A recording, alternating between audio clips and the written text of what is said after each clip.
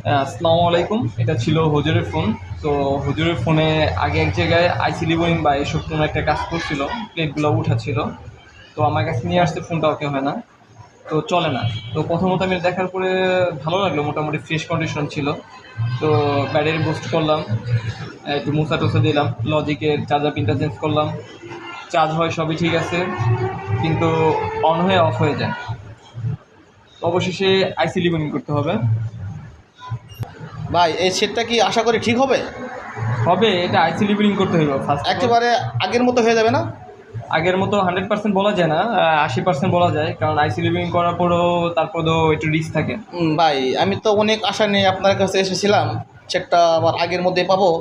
যদি চেষ্টা করে পড়তেন, যদি আমার আগের মধ্যে যদি হইতো। আচ্ছা, আমি একটু ট্রাই করি, ইনশাল্লাহ হবে।